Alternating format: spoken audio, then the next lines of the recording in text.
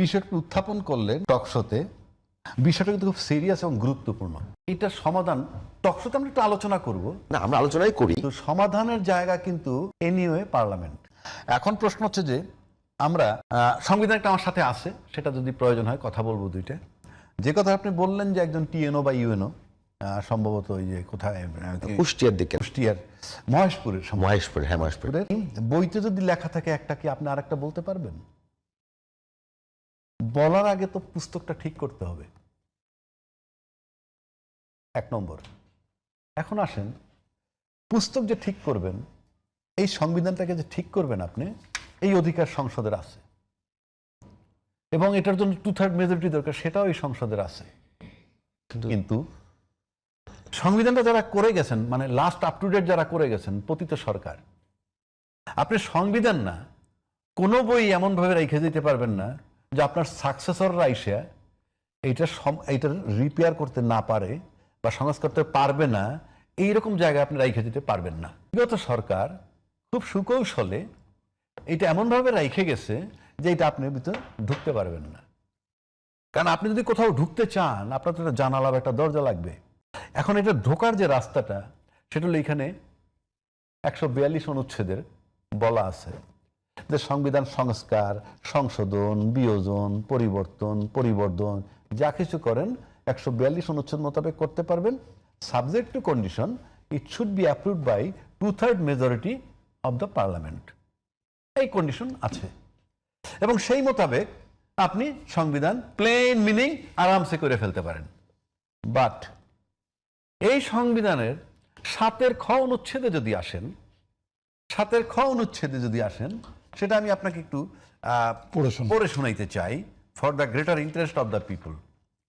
7 খতে বলা আছে, সংবিধানের 142 অনুচ্ছেদে যাহা কিছু থাকুক না কেন, সংবিধানের প্রস্তাবনা, প্রথম ভাগের সকল অনুচ্ছেদ, দ্বিতীয় ভাগের সকল অনুচ্ছেদ, নবম ক ভাগে বর্ণিত অনুচ্ছেদ সমূহের বিধানবলী সাপেক্ষে তৃতীয় ভাগের সকল অনুচ্ছেদ এবং একাদশ ভাগের 150 অনুচ্ছেদ সহ সংবিধানের অন্যান্য মৌলিক কাঠামো সংক্রান্ত অনুচ্ছেদ সমূহের বিধানবলী সংযোজন, পরিবর্তন, প্রতিস্থাপন, রোহিতকরণ কিংবা অন্য কোনো পন্থায় সংশোধন অযোগ্য হইবে। আচ্ছা, আপনাকে এখানে থামাই দিই, থামান, আপনার পুরো ক্লিয়ার। রিপন ভাই একেবারে তাহলে এই যে 7 খটা আছে প্রথম ভাগে, হ্যাঁ প্রথম ভাগে যেহেতু আপনি হাত দিতে পারবেন না, ওই 142 কোনো কাজে লাগবে না। তাহলে রিপন ভাইরা কিভাবে করবে তার কাছে শুনি। অবশ্যই রিপন ভাই, মানে বিতর্কটা যে জায়গাটাতে, ধন্যবাদ। আসলে আপনারা কিভাবে সমাধান করবেন এই জায়গাটা? আমি ওনার মতো প্রফেশনাল লয়ার না, এক।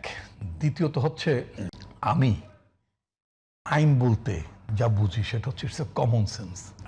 Basically it's a common sense. Law is nothing but a common sense. এখানে 7 খ, 7 গ, 142, 146 বা 942 হোয়াট এভার, এগুলো কতগুলো ধারা, এগুলো ওনার মতো, আপনার মতো, আমার মতো লোকেরাই এগুলো বানিয়েছে। এগুলো চাঁদ থেকে আসে না। এটা কোনো জিন, পরি, কোনো স্পিরিচুয়াল কোনো কিছু, সোজা কথায় এরকম কেউ এটা বানায় নেই। এই যে হাত দেওয়া যাবে না বলে একটা কথা ওনারা বলেন, না না আমি বলিনি, মানে আমি বলছি এইটা না, আমি এইটা একটু নেই, আমি একটু আসি। 7 খ বাদ দেন, এগুলো কোনো কিছুই না, এগুলো বলে নাথিং।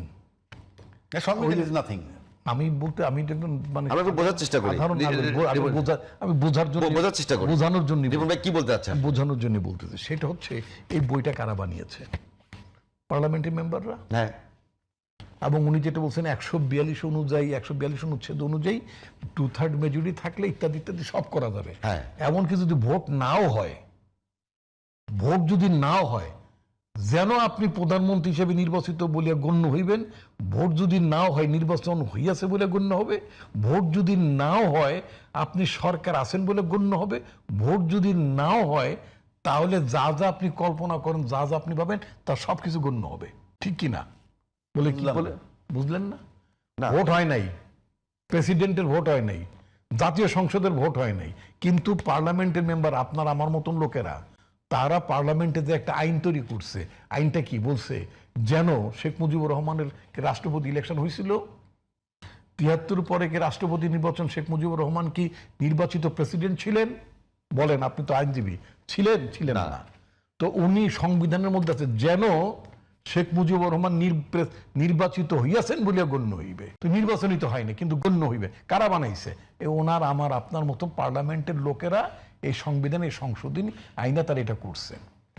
ঠিক আছে, এখন তারা যদি বলতেন যে বাংলাদেশের ভবিষ্যতে, ওই লোকগুলোই যদি বলতো বাংলাদেশের ভবিষ্যতে আগামী 100 বছর যেরকম শেখ মুজিবুর রহমান যেভাবে প্রেসিডেন্ট নির্বাচিত হইয়াছে বলে গণ্য হয়েছেন সংবিধানে ঠিক একইভাবে যদি লেখা থাকতো আগামী 100 বছরে এই পার্লামেন্ট এবং ভবিষ্যৎ যারা তাহা যা মনে করিবেন তারা নির্বাচিত বলে গণ্য হইবেন,